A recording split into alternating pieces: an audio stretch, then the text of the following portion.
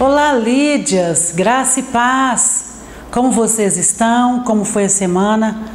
Desejo que tenha sido abençoada. Nós sabemos que todas as coisas cooperam para o bem daqueles que amam o Senhor. Vamos começar a nossa segunda aula do último trimestre de 2020. Vamos orar?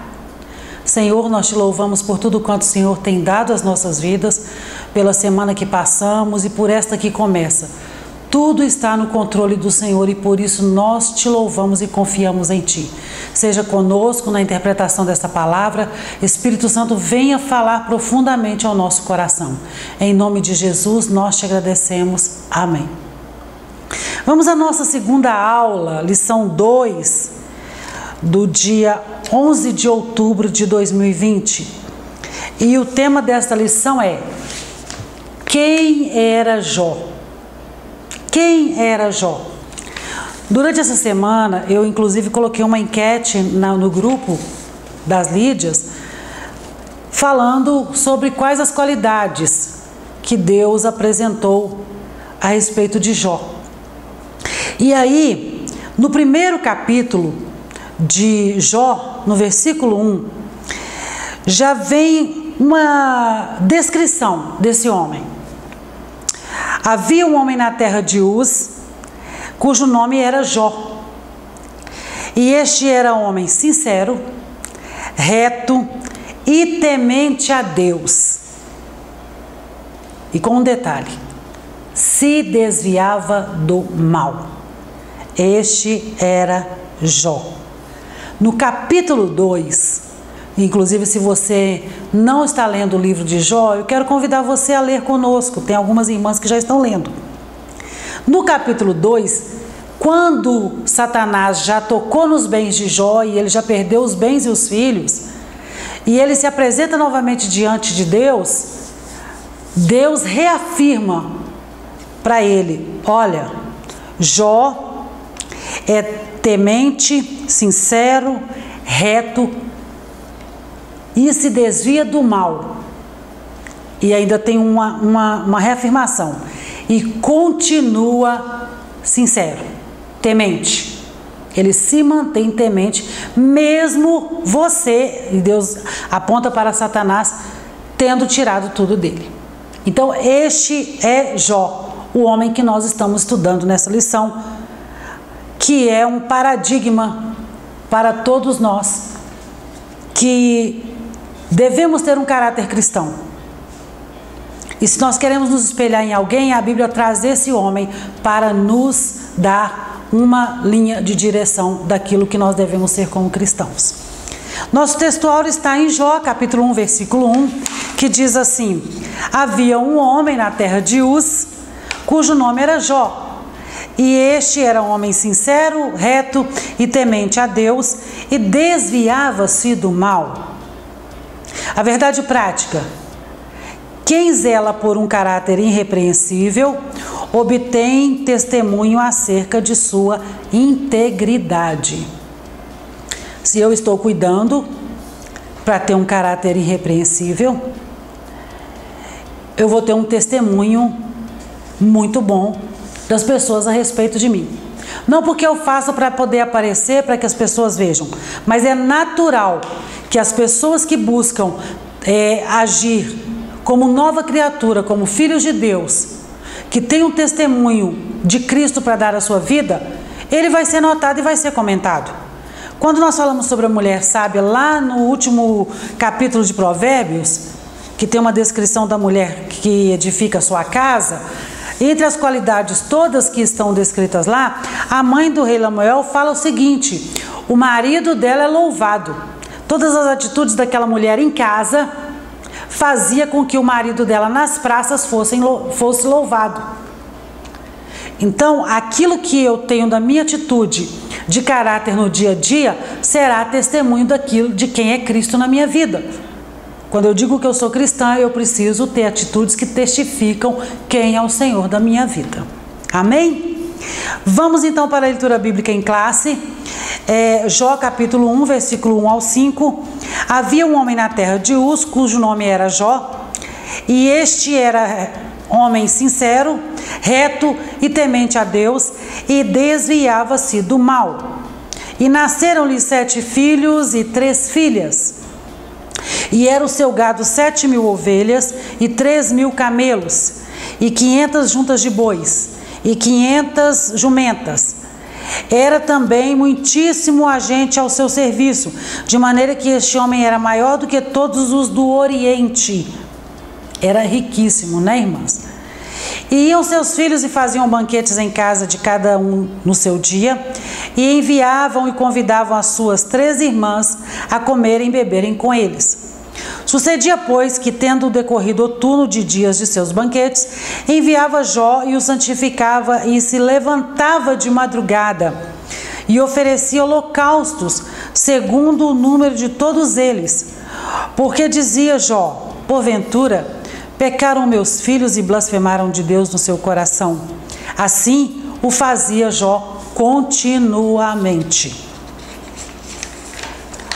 O ponto central da nossa lição diz assim: o temor do Senhor é a base de uma vida reta e íntegra. E nós vamos estudar um pouquinho mais sobre o temor aqui nos tópicos da nossa lição. Eu quero ver com vocês, inclusive, irmãs, sobre a nossa leitura diária. Não esqueça, durante a semana, segunda até sábado, faça a leitura diária, porque enriquece o seu conhecimento para a lição. Quando chegar a aula número 3, no outro domingo, você já fez a leitura diária durante a semana e já tem um pouco mais de conhecimento daquilo que está sendo tratado. Leia e estude a sua revista também durante a semana, porque os comentários que nós vamos fazer da revista aqui só complementará aquilo que você já está estudando. Tá bom? Vamos continuando então, nosso primeiro tópico. E aí, nessa lição, nós vamos entrar numa questão que para algumas pessoas é difícil. Note bem, é possível ser próspero e ao mesmo tempo ter um caráter íntegro e piedoso? Me responde você, é possível? Eu ser muito bem sucedida, ter muitas posses, muito dinheiro, e ainda assim eu me manter íntegra? Será que é possível isso, irmãos? Porque uma das questões que as pessoas levantam muito é que Jesus diz que é mais fácil um camelo passar no fundo da agulha do que um rico entrar no céu. Já ouviram esse versículo? Se você já ouviu, o que você pensa a respeito disso? Se quiser deixar um recadinho para mim lá no grupo, pode deixar. Mas nós queremos interagir a respeito disso. Essa pergunta faz sentido porque não é pouco comum correlacionarmos o defeito de caráter de uma pessoa com o advento do seu sucesso. Tem gente que diz assim: nossa, fulano ganhou um pouquinho de dinheiro, ninguém mais dá conta, agora está irreconhecível, está insuportável essa pessoa. E o leitor da Bíblia Sagrada sabe do cuidado que as Escrituras apontam com relação à relação humana com o dinheiro. Eu já disse a respeito do texto que fala sobre o rico entrar no céu. A palavra de Deus diz que o amor do dinheiro é a raiz de toda espécie de malas. 1 Timóteo capítulo 6, versículo 10. Isso ocorre, irmãos, por causa do apego, da ambição que o homem desperta diante do dinheiro ou de algum bem material. Tem gente que valoriza mais o carro que tem do que o filho. Tem gente que tem uma fazenda e enquanto ele não tinha aquela fazenda, ele fazia todas as coisas na casa do Senhor, com alegria, com disposição, estava sempre pronto para tudo. No culto de domingo à noite ele estava lá, tinha trabalho no sábado de evangelismo, ele estava lá, mas ele comprou um sítio. Nunca mais ele foi numa escola dominical. Por quê? Porque o reino dos Deus não é mais importante para ele. Importante para ele agora é o sítio que ele precisa estar lá todo final de semana cultivando, cuidando, lisando. Então, a dificuldade é o apego que nós temos aos bens materiais. E isso é que causa toda a nossa perda. E eu não preciso dizer para vocês nem de um bem muito grande, não. Eu já vi testemunhos de pessoas que pediram ao Senhor um emprego. Senhor, eu preciso de um emprego. Senhor, eu quero um emprego. O dia que o Senhor abre a porta do emprego, nunca mais ele vai no culto. porque ele está muito ocupado trabalhando. E nós temos que tomar cuidado com isso. Vamos à introdução da nossa revista, da nossa lição número 2, de quem é Jó. O autor sagrado não elabora uma biografia de Jó, mas traça um perfil que diz muito sobre esse gigante da fé. Jó foi um homem diferente, não em natureza, pois ele era igual aos demais da sua época. Todavia, foi sem dúvida distinto na espiritualidade. Ele foi um homem que não apenas possuía bens materiais e uma família sólida, mas mantinha profunda comunhão com Deus. Assim, nesta lição, destacaremos alguns traços da vida e espiritualidade de Jó. Jó era gente igual eu e você, tão comum quanto eu e você. Assim como nós temos vários irmãos na nossa vida, pessoas que nós falamos, nossa, aquela é uma mulher de Deus, como aquela mulher tem intimidade com Deus. Você também pode ter, basta você ter intimidade com Deus, querer conhecer a Deus e servir a Deus com retidão. Aí sua espiritualidade vai ser algo palpável, porque você tem comunhão com o Senhor. Jó era um homem como os outros. O que destacava Jó era a profundidade do relacionamento dele com Deus.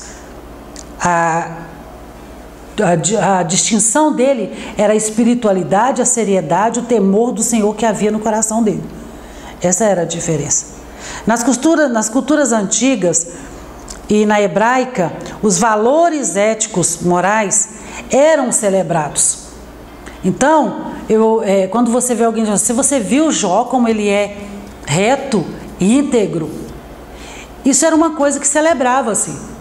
E até algum tempo atrás, quando alguém dizia assim, veio um homem comprar na minha loja, vocês devem saber disso, e eu vendi, ele é crente. Mas você assinou alguma promissória, pegou cheque? Não, ele é crente. Ele passa aqui, mês que vem, acerta comigo tudo certinho. Ele é cliente há muito tempo e eu confio nele porque ele é crente. Até alguns anos atrás a gente podia ouvir isso, né, irmãs? Hoje está muito difícil isso. Tem alguns lugares que se você chegar e dizer que é crente, as pessoas te repudiam. Não querem nem conversa com você. Isso faz parte do testemunho que nós falamos bem aqui no início. O testemunho que você dá do Senhor. Porque você não envergonha você. Você envergonha o reino. Aquilo que há de mais precioso, que é o nosso Senhor Jesus Cristo. Porque quando eu digo que eu sou serva de Jesus, eu estou dando testemunho dele. E se eu não tenho atitudes que glorificam o nome do Senhor, eu estou envergonhando o reino. Tiago capítulo 5, versículo 17, eu quero ler com vocês a respeito dessa humanidade. Tiago capítulo 5, versículo 17. O texto diz assim: Elias era homem semelhante a nós, sujeito aos mesmos sentimentos, e orou com fervor para que não chovesse sobre a terra, e por 3 anos e 6 meses não choveu. Tiago está dizendo aqui, olha, ele era comum, mas ele orou e Deus atendeu a oração dele. Então, eu e você somos comuns, mas quando nós oramos e temos intimidade com o Senhor ouve a nossa oração. E é sobre esse homem que temia ao Senhor que nós estamos falando, né? Primeiro tópico, um homem de caráter irretocável. Um homem de caráter irretocável. Vamos entender o que é isso. O primeiro subtópico diz assim, íntegro, e entre parênteses está a palavra sincero. O caráter define o que uma pessoa é de verdade, não o que você mostra na aparência. Hoje nós temos vivido muito mais em função do que as pessoas aparentam ser do que elas são realmente. O fato da pessoa ter um emprego às vezes proeminente, às vezes ter um bom carro, morar numa casa muito bonita, nós já achamos que aquela pessoa é destaque. Nós não sabemos que aquele carro não está pago, que a casa não é dele, que o emprego dele é provisório, mas nós achamos que a pessoa é o tal, porque aparentemente ele é. E aí eu estou falando de bens, mas e quanto ao pessoal? Essa aparência minha. E aí vocês, que eu tenho certeza que ficam, às vezes, fica zapeando nas redes sociais, ultimamente nós temos visto muitos cartõezinhos, né? Dizendo assim, caráter é o que você é quando você está no seu quarto. Caráter é o que você é quando você está sozinho com você. E é verdade. Caráter não é essa Osana que eu apresento para todo mundo, não. Caráter é a Osana que fica lá dentro de casa, sozinha. No meu quarto, no meu banheiro, nas minhas atitudes, que ninguém está vendo, mas eu sei que eu estou fazendo. E aí, tem muita gente que se relaciona com o outro porque é muito simpático, muito bacana, muito bonzinho, muito legal. Mas a pessoa não tem caráter nenhum. E você está comprando a aparência dele apenas. Então, a primeira frase diz aqui, o caráter define o que uma pessoa é de verdade. Quem é você? Faça uma análise. Quem é você? Ela é vista a partir dos valores que governam a sua vida interior. Então não adianta eu ter uma bela aparência por fora, mas por dentro eu ser podre. Jesus disse para o fariseu assim, olha, você é só um sepulcro caiado, querido. Você está aqui na praça clamando, orando, mas por dentro você está podre. E o sepulcro caiado é justamente isso. Você vai num cemitério, você vê aquelas tumbas maravilhosas. Tem umas que parecem um castelo, você fala, nossa, eu podia até morar aqui. Mas abre a caixinha para você ver o que acontece. Então é esse cuidado que nós temos que ter, irmãs. O mau caráter define uma pessoa que não merece confiança, que é desonesta e que, portanto, não possui valores nobres. Jó não era um homem sem pecado, mas tinha um caráter irretocável. Nesse sentido, os primeiros versículos do livro possuem vários adjetivos que descrevem o seu caráter. Jó sabia da sua sinceridade. E por isso mesmo, quando começa a acontecer todas aquelas coisas na vida dele, todas as perdas, chega um e fala, você perdeu os seus bois, você perdeu a sua plantação, Jó, seus filhos, veio um vento muito forte e carregou, matou seus filhos. Só eu vim para te contar a história. Jó, ele começa a lutar por sua defesa, porque ele sabia da sinceridade do coração dele. Quando eu e você sabemos da sinceridade, da retidão que há no nosso coração, nós falamos, Senhor, o que foi? O que está acontecendo, Senhor? Porque logo vai acontecer o que aconteceu com Jó. No judaísmo e no cristianismo, Jó é muito admirado.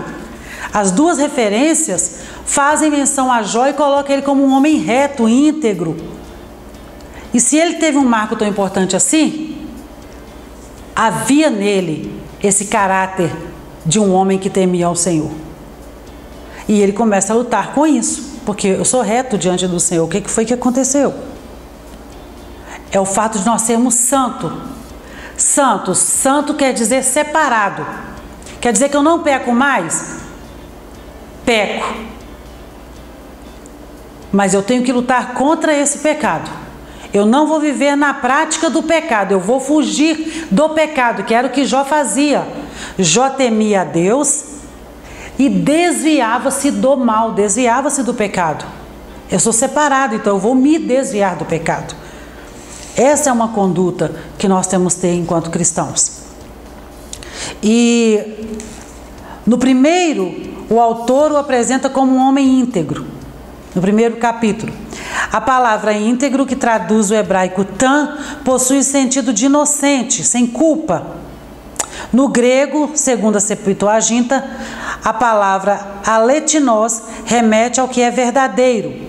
Assim, podemos afirmar que Jó era sincero nas intenções, afeições e diligente nos esforços para cumprir seus deveres com Deus e os homens. Jó, ele temia o Senhor, agia diligentemente, ele tinha verdade dentro daquilo que ele acreditava e como ele praticava, e ele buscava cumprir os seus deveres para com Deus e os homens. Segundo subtópico, irmãs, ele também era reto segundo subtópico diz reto. Ele também era um homem reto, que no hebraico Iasã tem um sentido de alguém justo, direito. Na Septuaginta, de acordo com o grego amemptos, possui o sentido de irrepreensível. O que é irrepreensível? É alguém que trabalha com você, ou você trabalha com alguém, e as pessoas olham para você, a sua família, os seus colegas de trabalho, ou a sua igreja, não vê nada em você que possa ser questionado, que possa ser cobrado. Fala, gente, mas como aquela pessoa tem um portar correto? Não posso apontar nada nela, porque tudo nela é certo.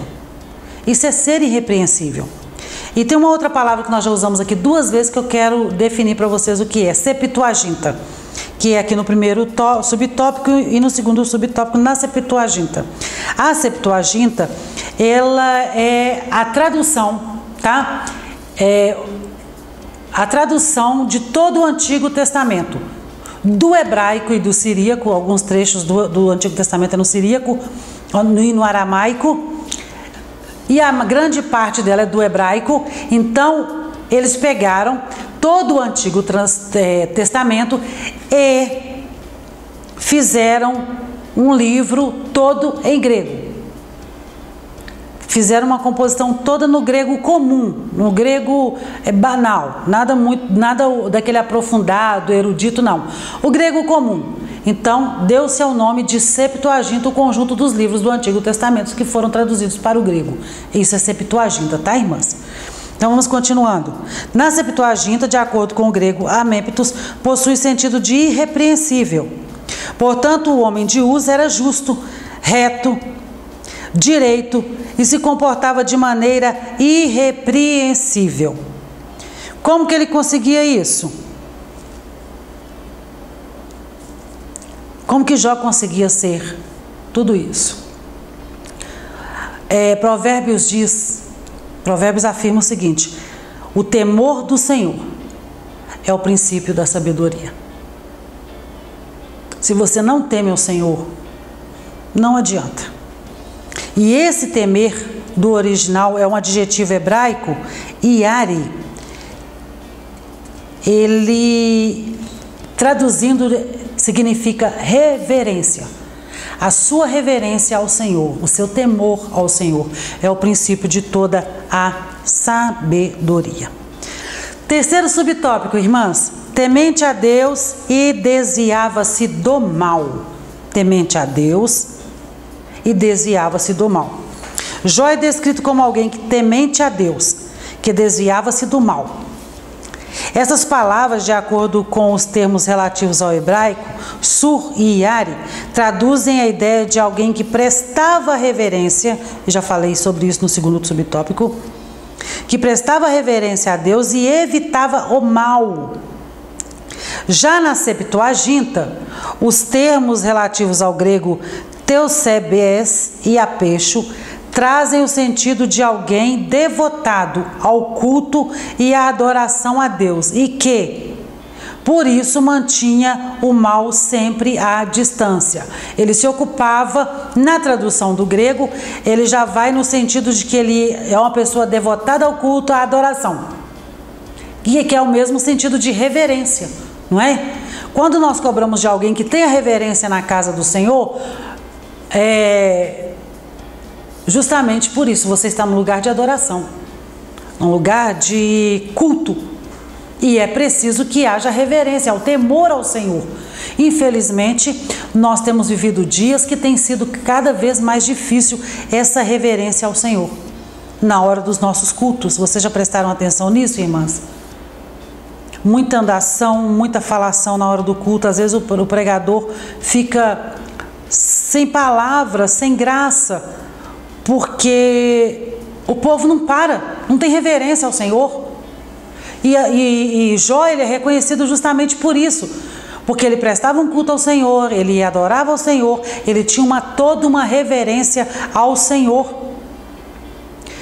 E Em Provérbios capítulo 8, versículo 13, diz assim: o temor do Senhor consiste em odiar o mal. Jó, ele odiava o mal, ele se desviava do mal. Jó não só evitava, tipo assim, tá tendo um baile ali, eu não vou lá no baile porque eu sou crente. Você está evitando o mal. Mas ele também se desviava.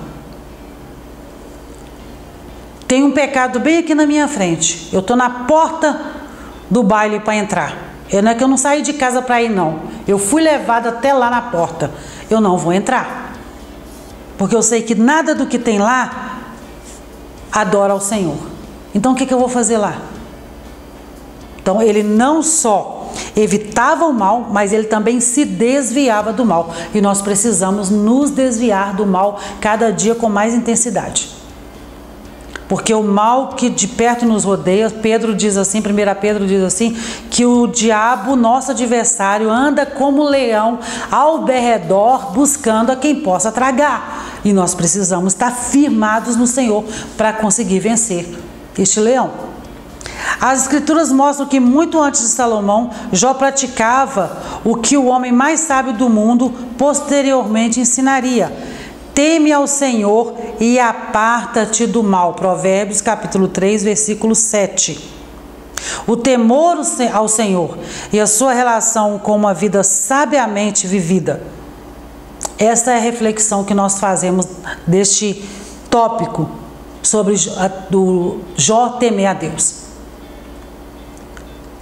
Essa é uma reflexão necessária para o momento que nós estamos vivendo. E é tão importante, irmãos, que só no livro de Provérbios é citado 14 vezes o temor do Senhor. O temor ao Senhor. Teme ao Senhor. Então, Jó era um homem íntegro, reto, temente a Deus, se desviava do mal e deixa para nós um exemplo de como nós devemos nos direcionar e caminhar na nossa vida cristã. Amém? Segundo tópico, um homem sábio e próspero. Um conselho sábio. Esse é o nosso primeiro subtópico. Há pessoas ricas que nem são sábias, nem tampouco prósperas. Possuem conhecimento, mas não entendimento. Riquezas, mas não prosperidade. Jó distingue-se nesse aspecto. Ah, irmã Osana, como assim? A pessoa é rica, tem de tudo na vida, mas não é próspero? Irmãos, ser próspero não é ter riquezas. Tem muita gente que tem muito dinheiro, que tem muitos bens, mas não é feliz. Tira sua própria vida. Não consegue lidar com sua casa. Não consegue fazer aquilo tudo prosperar, andar, brilhar. Não tem sabedoria para gerir aquilo. Não tem sabedoria para lidar com a riqueza que tem.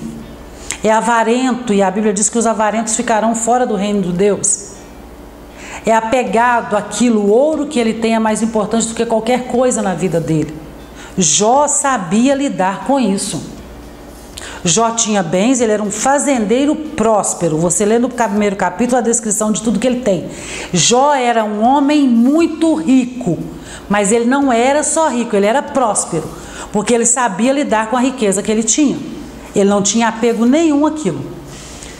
Satanás diz para Deus assim: olha, você está dizendo que Jó tem tudo isso, que Jó é reto, é íntegro, se desvia do mal, teme, mas é porque ele tem tudo. Então, tipo, ele faz uma contrapartida com o Senhor dá o bem para ele, e ele responde sendo tudo isso.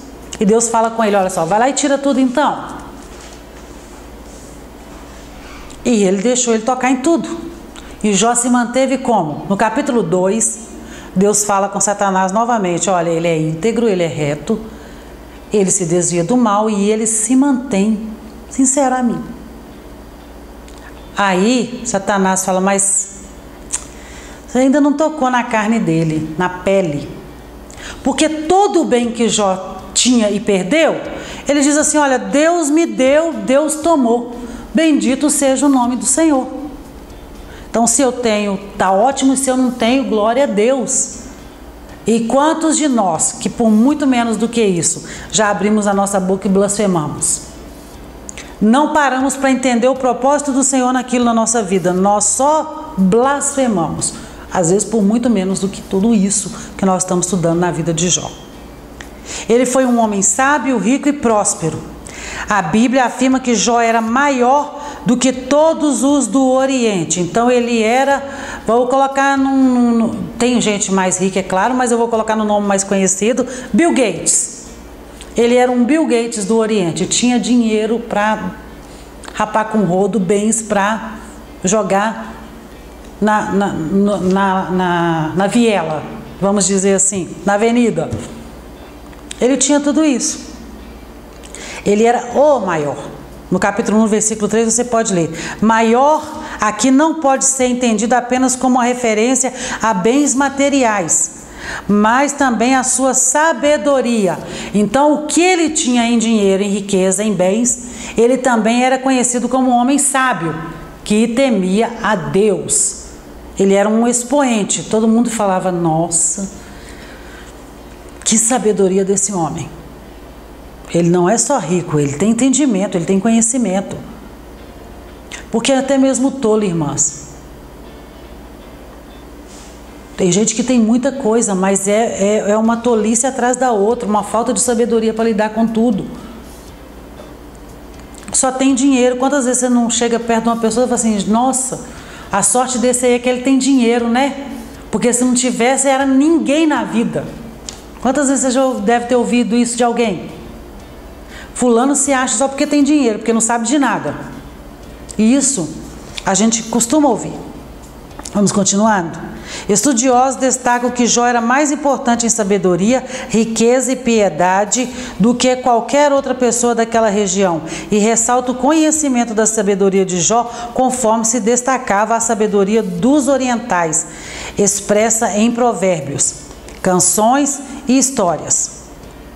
Isso fazia dele um homem proeminente a quem as pessoas recorriam com frequência em busca de conselho e orientação. E aí, até lendo essa parte de que as pessoas buscavam nele essa sabedoria, o conselho que precisavam, quando nós vamos para Provérbios novamente, e aí até um dos motivos das pessoas acharem que foi o próprio Salomão que escreveu o livro de Jó, é porque há muitas referências que vão linkando uma coisa com a outra. Mas como eu disse semana passada, nós não sabemos quem foi o escritor do livro de Jó. Tá, irmãs? Por favor, não se esqueçam disso. Então, quando nós vamos para o Provérbios 31, que fala da mulher sábia, eu vou falar novamente sobre isso, ela vai dizer que o marido dela era louvado. Quer dizer, havia nessa cultura uma observação a respeito da conduta de uma pessoa. Ele não tinha só dinheiro, ele era também um homem que temia a Deus, que era sábio, que dava conselhos, que era reto, que buscava ao Senhor. E isso é a maneira como, dentro desta lição, vem explicitamente nos orientando como nós devemos nos portar. Segundo tópico, um homem próspero. O homem de Uz não era apenas rico, mas sobretudo próspero. O texto sagrado destaca que, além de sua esposa, ele tinha 7 filhos e 3 filhas. Para os padrões da época, possuía uma família com formato ideal. Ele também era um fazendeiro bem-sucedido. Em sua fazenda havia 7.000 ovelhas, 3.000 camelos, 500 juntas de bois e 500 jumentas. E tinha também muitíssima gente a seu serviço. E aí, quando nós falamos aqui de riqueza, tem gente que diz assim, baseado naquele versículo que nós falamos, que é mais fácil um camelo entrar, passar pelo fundo da agulha do que um rico entrar no céu. Tem gente que diz que eu sou crente, então não posso ter dinheiro. Eu não posso ter bens. Mentira. Isso é mentira. Você pode sim. Deuteronômio, capítulo 8, versículo 17, eu vou ler o 17 e 18 para ficar bem entendido. Olha que Deus fala a respeito disso. Portanto, não pensem, a minha força e o poder do meu braço me conseguiram estas riquezas. Pelo contrário, lembrem-se do Senhor, seu Deus, porque é Ele quem lhes dá força para conseguir riquezas. Então essa história de que porque eu sou servo do Senhor eu tenho que viver na miséria, isso não é verdade. Só que as riquezas que eu vou adquirir, elas serão adquiridas no Senhor. Eu vou trabalhar por isso. Não é sorte, não é loteria, não é jogo de bingo. Eu vou trabalhar na força do meu braço, eu vou trabalhar e o Senhor me acrescentará riquezas. Jó não esperou cair do céu não, ele trabalhava. Ele tinha filhos, ele tinha servos, ele tinha bens, ele administrava com sabedoria, com retidão, temendo ao Senhor. E ele era próspero por tudo isso. Então essa história de que, porque eu sou crente, eu tenho que ser miserável. Tem gente que diz, eu não vou para a igreja não, porque lá eu vou ter que ser, não vou poder ter dinheiro. Mentira de Satanás. O usurpador é ele. Deus só nos acrescenta. Deus só nos acrescenta. E tem um outro versículo que eu preciso ler com vocês, que é justamente Lucas. Aliás, Provérbios de novo, irmãs. Provérbios 10 e 22. Olha o que vai dizer lá. Nos últimos dias eu usei muito esse versículo em algumas conversas que eu tive. E nem sabia que eu ia cair nesse versículo na hora da aula. Olha como o Espírito Santo é lindo, né? Provérbios, capítulo 10, versículo 22. E essa Bíblia aqui, ela é super prática. Minha Bíblia no celular, vocês sabem disso. Olha o que diz aqui a respeito da riqueza. Provérbios 10, 22. A bênção do Senhor enriquece, e Ele não acrescenta nenhum desgosto a ela. E aí tem uma outra tradução que diz assim, a bênção do Senhor é quem enriquece e não acrescenta dores. Na versão Almeida atualizada que eu estou lendo diz, e ele não acrescenta nenhum desgosto a ela. Tem gente que diz, eu recebi uma bênção do Senhor. Recebeu, recebi. Daqui a pouco ele está reclamando. Meu Deus, eu não deveria ter aceitado aquilo que fulano trouxe para mim, que eu achei que era bênção do Senhor. Querido, bênção do Senhor não acrescenta dores.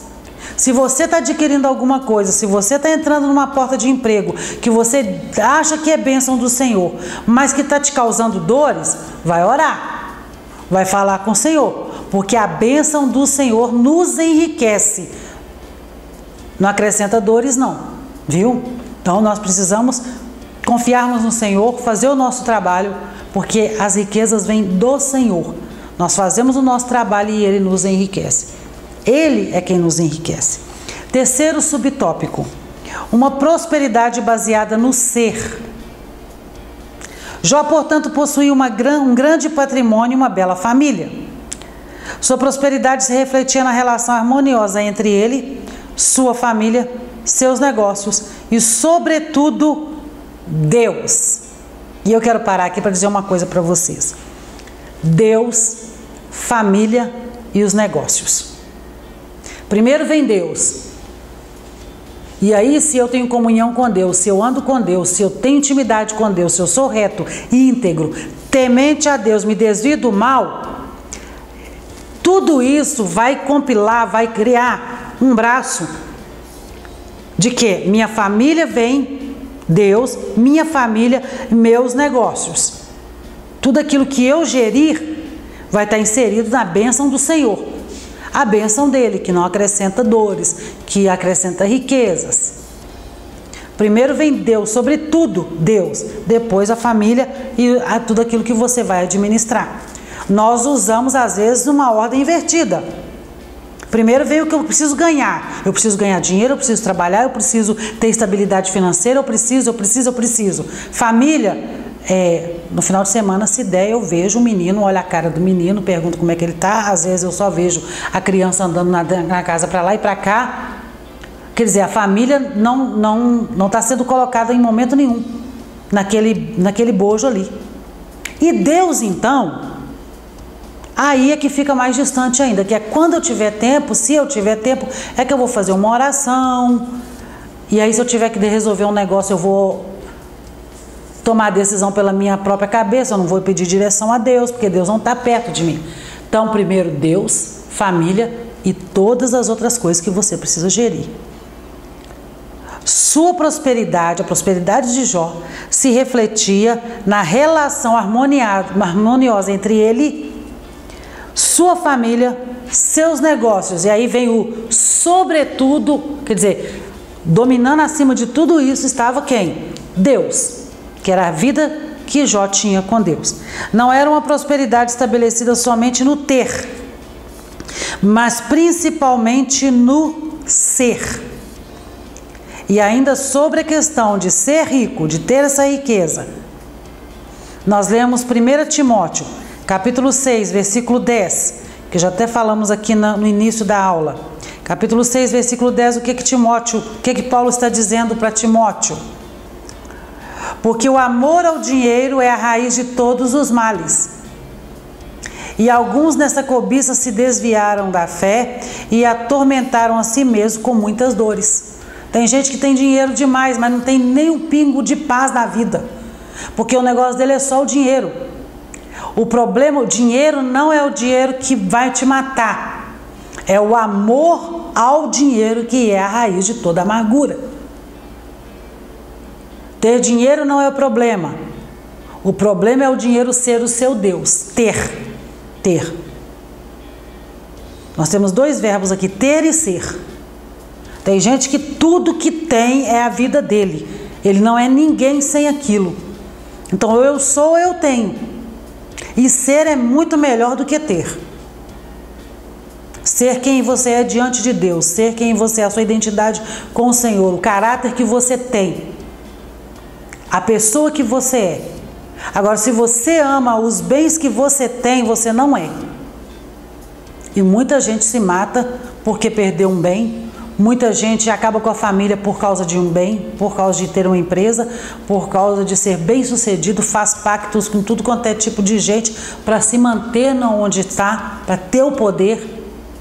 E é muito mais importante nós sermos onde, irmãos Ana? Sermos em Deus, sermos íntegros, retos, nos desviarmos do mal. Esse é o importante, ter uma família consistente, uma família que teme ao Senhor, uma família que anda nos caminhos do Senhor, uma família que se reúne e se hoje tem uma mesa farta, glória a Deus, mas se amanhã, por qualquer dificuldade da vida, você não tiver toda aquela mesa farta, ainda assim você vai levantar sua voz para o céu e vai agradecer ao Senhor por aquilo que está na mesa. Jó adorou ao Senhor. Quando ele perdeu tudo, ele fez o quê? Ele se prostrou e adorou. E a mulher dele fez o quê?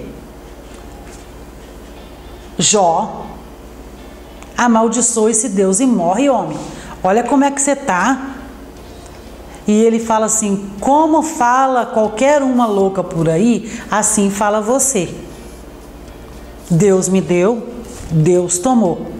Bendito seja o nome do Senhor. Esta é a diferença em quem é e não em quem só tem. Tá, irmãs? Só ter não te dá estabilidade. Você precisa ser em Deus.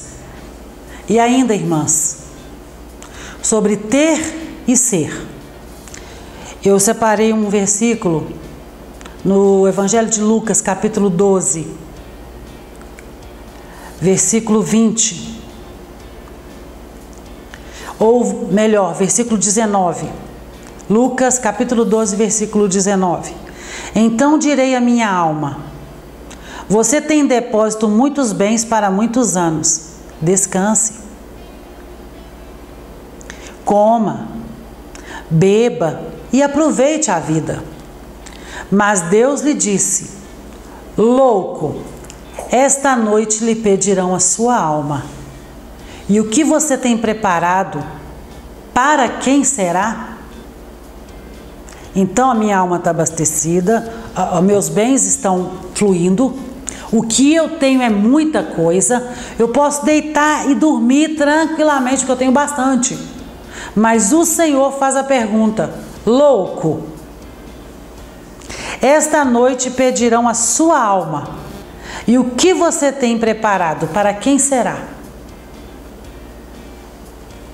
Ter e ser. Pense sobre isso. Nós nos angustiamos querendo ter e esquecemos de parar para preparar quem somos e para quem será a nossa alma. O Senhor nos chamar hoje, para onde vai a minha alma e a sua? Como que está isso aí? Eu só tenho ou eu sou? Jó era um homem conhecido por sua sabedoria e prosperidade. Esta é a síntese do segundo tópico. E nós vamos entrar agora no terceiro tópico: um homem de profunda piedade pessoal. Um homem dedicado à família. É o nosso primeiro subtópico. O primeiro capítulo Jó diz: iam seus filhos e faziam banquetes em casa de cada um no seu dia, e enviavam e convidavam as suas 3 irmãs a comerem e beberem com eles. Capítulo 1, versículo 4. O ambiente descrito aqui é de uma família em harmonia que, de forma feliz, festejava a vida. De forma alguma o texto sugere dissolução, bebedice ou licenciosidade nessas comemorações. Eram confraternizações feitas no ambiente familiar. Jó, ele era sacerdote na casa dele. Nós falamos sobre isso na penúltima aula do último trimestre, falando sobre a carta de Paulo aos Efésios. Nós falamos sobre família, sobre esposa, sobre ser esposo, ser pai e ser filhos. E Jó, ele era o sacerdote da casa dele. Pelo que nós entendemos da estrutura do texto e da história de Jó, ainda não tinha sido instituído o sacerdócio entre o povo hebreu. Mas Jó, ele já era sacerdote na casa dele. Ele preocupava com a casa dele, ele administrava a casa dele, se preocupava com isso. Preocupava com os filhos, com o que os filhos estavam fazendo. Não que a festa deles trouxessem dissoluções, bebedice, imoralidade, nada disso. Mas ele se preocupava em apresentar um sacrifício pela vida dos filhos, caso houvesse acontecido alguma coisa lá que tivesse fugido ao controle. Na nossa casa, você que é mãe, você que tem a preocupação com o seu filho, o seu esposo, ele é sacerdote na sua casa. Ele se preocupa com isso. Precisa se preocupar em apresentar os filhos diante de Deus. Qual o papel dos sacerdotes? Apresentar. Ele apresentava o pecado do povo diante de Deus. Então, Jó, ele tinha este ritual com ele. Essa prática, não vamos colocar como ritual. Jó tinha a prática de apresentar os filhos dele diante do Senhor. Ele orava pelos filhos dele, ou do papel do sacerdote. Ele apresentava esses filhos a Deus. E aí, como já disse nas outras lições que nós falamos sobre família, o papel do sacerdote é também de autoridade. Ele é autoridade sobre a casa. E toda autoridade, todo lugar que você é colocado como autoridade, isso traz responsabilidade. Então ele é também responsável pela vida dos filhos dele. O sacerdote, ele é autoridade na casa dele e ele tem muito maior responsabilidade do que todas as outras pessoas que compõem a família. E aí eu quero dizer para vocês uma coisa a respeito disso, porque como eu estou falando para a classe das Lídias, eu sei que há entre nós algumas irmãs que não têm a figura deste marido sacerdote em casa. E você precisa apresentar a sua casa ao Senhor. O certo seria ter este sacerdote. Como não tem este homem, e o dia que você tiver este marido, ele terá essa função de sacerdote na sua casa e você precisa respeitar a autoridade dele, mas como você ainda não tem, ou em algum momento isso falhou, você precisa apresentar a sua casa ao Senhor. Você precisa orar pelos seus filhos. Você precisa se preocupar com aquilo do que eles estão se alimentando diante da mesa do Senhor. Instruir esse filho. porque essa é a responsabilidade dada a você. Um sacerdote também, ele é o profeta. O que faz o profeta? O profeta recebia de Deus para entregar para o povo. Então esse marido, esse sacerdote, ele recebe de Deus como profeta desta casa e ele também ministra a família. Todas essas funções eram desenvolvidas por Jó com temor no Senhor. Ele se aplicava em cuidar da sua família, uma família que vivia em harmonia. É claro que os filhos não têm todas as mesmas características. O dedo da nossa mão não é igual. Cada um tem um tamanho diferente, um formato diferente. Assim eu entendo também que são os filhos. Ninguém tem a mesma personalidade. Então você tem responsabilidade de educar os seus filhos, entendendo a individualidade de cada um deles. E hoje eu recebi essa palavra ouvindo uma pastora que falou sobre isso. Que os filhos, eles são todos seus filhos. Mas cada um tem uma característica diferente porque eles são seres, indivíduos, separados, com personalidade totalmente diferente. E não adianta que você querer que sejam todos iguais, porque eles são diferentes. Nós somos diferentes. E precisamos buscar a orientação do Espírito Santo para instruir, dentro do caminho do Senhor, no temor do Senhor, desviando-se do mal, fazendo o que é bom diante dos olhos do Senhor. Como que eles vão aprender isso? Com você, minha irmã, que está se alimentando da palavra para ser esse canal de bênção para os seus filhos. Trazendo o seu marido também à reflexão dessa palavra, respeitando a autoridade do sacerdote da sua casa. E importantíssimo, uma outra coisa que eu quero parar aqui para falar com vocês a respeito de filhos e desse sacerdócio de Jó na dedicação dele à família. Cuidado com aquilo que você fala para o seu filho. Como assim, irmã Osana? A Bíblia diz assim, em Provérbios 18, 21, que a morte e a vida estão no poder da língua. Quem bem a utiliza, come do seu fruto. Nos momentos em que você tem atrito com seus filhos, e eu tenho algumas irmãs que têm filhos adolescentes ou pré-adolescentes, ou jovens já. Quando você bate de frente com o filho, a primeira coisa que às vezes vem na sua boca é uma palavra para você dizer: você vai ser isso, vai acontecer isso e isso com você, você vai para a rua para você ver se você não vai ser atropelado. Ao você lançando a palavra de maldição. E a Bíblia diz que na nossa língua tem o poder de vida e morte.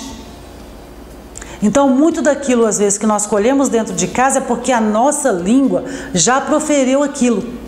Neste ponto do cuidado de Jó com a casa dele, e neste versículo que eu terminei de ler para vocês a respeito da língua, na língua está o poder da vida e da morte. A observação que eu preciso deixar para vocês é: cuidado em casa. É um momento complicado, estamos passando por dificuldades, mas cuidado com a maneira como você se dirige ao seu filho, à sua filha, para que a palavra que sair da sua boca não seja de maldição, mas sim de bênção para a sua casa. Não deixe de apresentar ao Senhor. Coloque os seus filhos, a sua família diante do Senhor, apresente ao Senhor. Amém? Vamos ao nosso segundo subtópico. Diz assim: um homem de moral e piedade. Jó foi um homem que possuía uma forte moralidade e uma sólida espiritualidade, além de seu caráter irretocável. O texto deixa claro que ele tinha uma vida piedosa. Essa piedade está presente não apenas nos primeiros capítulos, mas em todo o livro. Mesmo nos momentos de desespero, como consequência de sua provação, ele sempre mantinha seus olhos em Deus. Essa piedade era a causa da dedicação de Jó à família. Esse amor, essa gratidão, esse cuidado de Jó para com a família.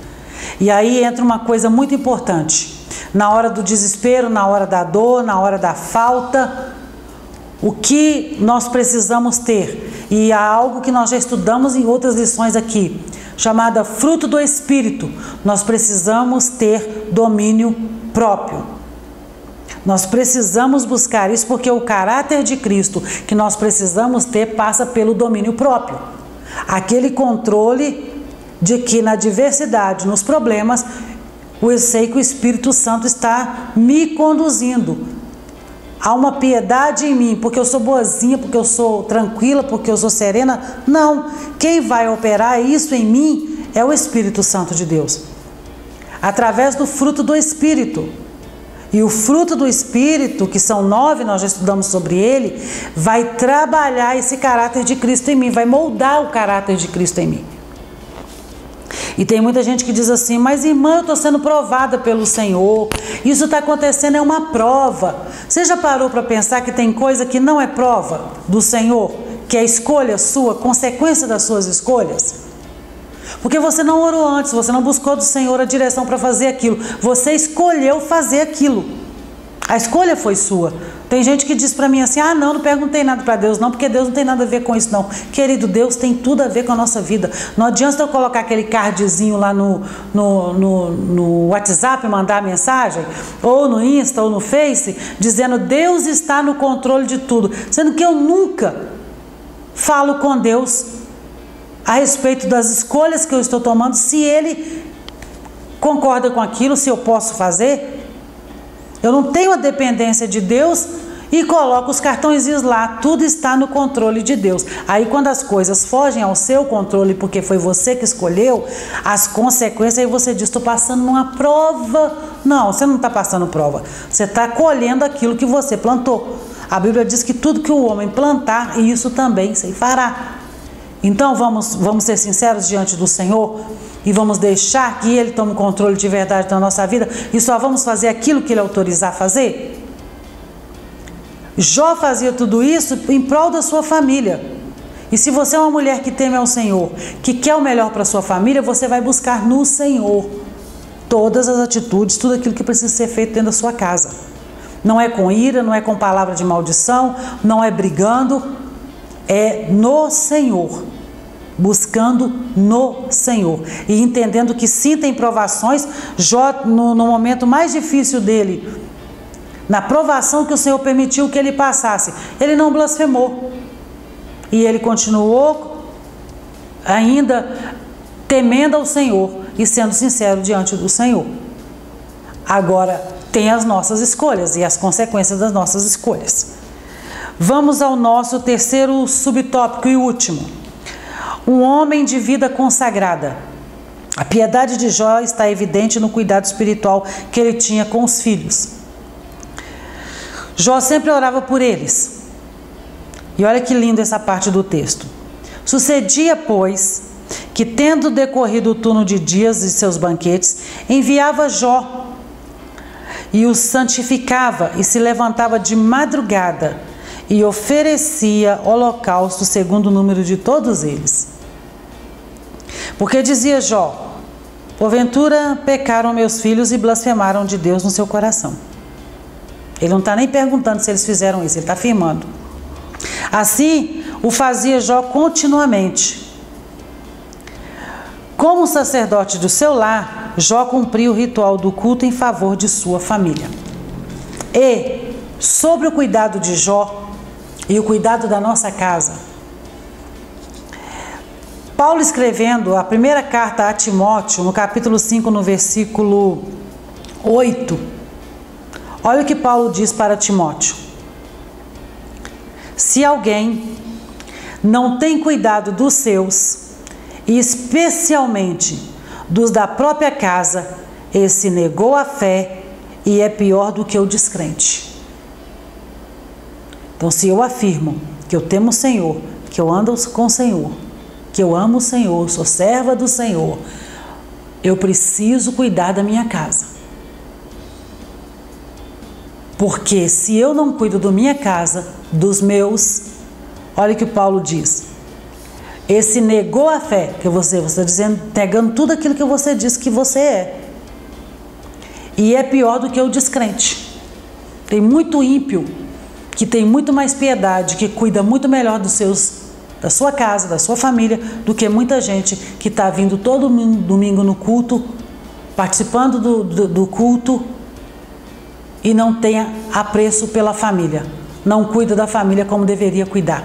Você está negando a fé e está dando mau testemunho. É pior do que o ímpio, é o que Paulo diz. Então, vamos refletir sobre isso, irmãs, como nós estamos cuidando da nossa casa. Como sacerdote de seu lar, Jó cumpria o ritual do culto em favor da sua família. Outra coisa que eu queria pontuar com vocês: culto doméstico. Que é isso, irmã Osana? Paulo, ele cumpria um ritual com a família dele. Ele apresentava, ele orava de madrugada, ele apresentava os filhos, ele tinha aquele momento com a família para poder dar testemunho de Deus. E nós, há muito tempo, havia em todos os lares o culto doméstico. Hoje, tem gente que nem ora com a família à mesa para poder comer. Na hora do almoço, cada um pega seu prato, senta cada um no seu canto, no seu computador, no seu telefone, no seu tablet, na sua televisão. E é impossível render ao Senhor uma oração de ações de graça pelo alimento que está na mesa. Presta atenção nisso. Então, irmãs, o que eu peço para vocês: pare com seu filho, com a sua filha, com seus filhos. Tire um momento para fazer um culto. Irmã, precisa ser 2 horas de culto igual na igreja? Não, amada, não estou dizendo isso. Leia um trecho da palavra, cante um louvor, ou se ninguém gosta de cantar, mas leia a palavra e ore juntos. Ore antes de dormir, ore na hora da alimentação. Tire um tempo com a família para poder falar das coisas do Senhor, porque isso enriquecerá a sua casa, isso vai criar uma estrutura. E a palavra diz assim, que o pai que ensina o filho no caminho do Senhor, a mãe que ensina o filho no caminho do Senhor, ele vai ser adulto, crescido, e ele não vai se desviar desse ensinamento. Onde ele passar, ele vai lembrar que você ensinou para ele. Pode até sair da igreja, não congregar em lugar nenhum, mas a palavra que foi plantada dentro do coração dele, ela fica lá. E na hora precisa, o Espírito Santo vai lá e você aprendeu isso aqui, por que você está praticando errado? Então, tenha cuidado com a sua casa. Jó deixa uma lição para nós a respeito de família. O levantar cedo ou de madrugada, como expressão idiomática do hebraico bíblico, é uma forma de enfatizar a piedade de Jó. Essa devoção é demonstrada pela consagração vivida por ele. O texto diz que ele se santificava. E o vocábulo português santificava traduz o termo hebraico, kadash, que possui o sentido de ser separado. Foi aquilo que eu disse lá no primeiro tópico. Santo quer dizer separado. Santificar é todo dia. Santo, eu fui separado. Santificar é contínuo. É todos os dias eu preciso me santificar.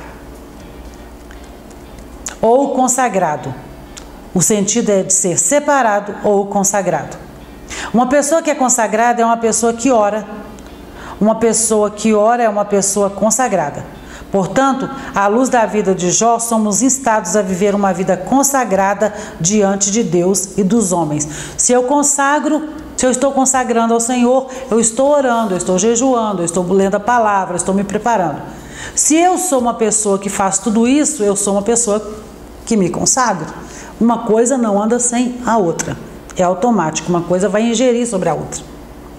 E aí eu quero deixar para vocês uma reflexão a respeito de sermos justificados. Quando nós aceitamos Jesus como Salvador, entregamos a nossa vida para Ele, nós somos justificados. E aí Romanos capítulo 5, versículo 1 diz assim, Romanos capítulo 5, versículo 1 diz assim: justificado, pois, mediante a fé, temos paz com Deus por meio de nosso Senhor Jesus Cristo, pelo qual obtivemos também acesso pela fé a esta graça na qual estamos firmes e nos gloriamos na esperança da glória de Deus. Justificado, pois, mediante o quê? A fé. Nós somos justificados. Sobre ser santo, 1 Pedro capítulo 1, versículo 15. 1 Pedro, esse foi o primeiro versículo que eu aprendi a respeito de santidade. Ainda era bem menininha, já sabia esse versículo, usava ele para tudo sobre santidade, tá, irmãs? É muito engraçado isso. Pedro dizendo na primeira carta dele, no capítulo 1, versículo 15, pelo contrário, assim como é santo aquele que os chamou, sejam santos vocês também, em tudo que fizerem. Porque está escrito, sejam santos, porque eu sou santo. Seja separado, porque eu sou separado. E aí, até quando vai durar essa santificação, essa busca pela santificação diária? Hoje eu me santifiquei, amanhã mais ainda, aquilo que eu pratiquei hoje, amanhã eu não vou praticar. Até quando que eu vou viver essa vida, irmã Osana? Tem um dia que eu vou poder parar com isso? De não ficar nessa santificação o tempo todo? Aí você vai ler a carta de Paulo aos Filipenses, no capítulo 1, no versículo 6. Leia lá comigo, por favor. Capítulo 1, versículo 6 de Filipenses. Paulo escrevendo aos Filipenses. Estou certo de que aquele que começou a boa obra em vocês há de completá-la até o dia de Cristo Jesus. Até que dia? Até o dia de Cristo Jesus. Até a volta gloriosa do nosso Senhor Salvador Jesus Cristo. Então é um processo de santificação. Justificado, santo, separado, mas em santificação. Todos os dias eu me santifico. E este é o testemunho de Jó para as nossas vidas. Na nossa conclusão, destacamos 3 aspectos importantes acerca da vida de Jó: caráter, prosperidade e a piedade. Só compreendemos devidamente a vida desse gigante da fé do Antigo Testamento a partir dessa matriz. O que movia Jó? O caráter dele. Ele não tinha só riqueza, ele era próspero em tudo que ele fazia, porque ele temia o Senhor. Ele se desviava do mal, ele era um homem reto. E a piedade, o cuidado que ele tinha com a casa dele, o amor que ele tinha à família dele. É possível que alguém seja rico, mas não possua caráter algum. Da mesma forma, é possível que alguém possua valores morais, sem contudo esboçar piedade alguma.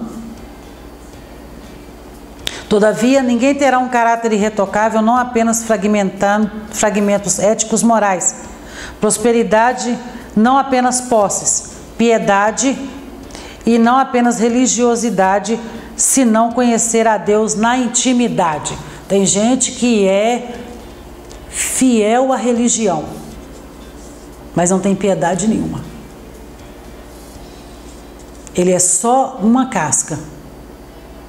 O coração é o sepulcro caiado, que Jesus falou.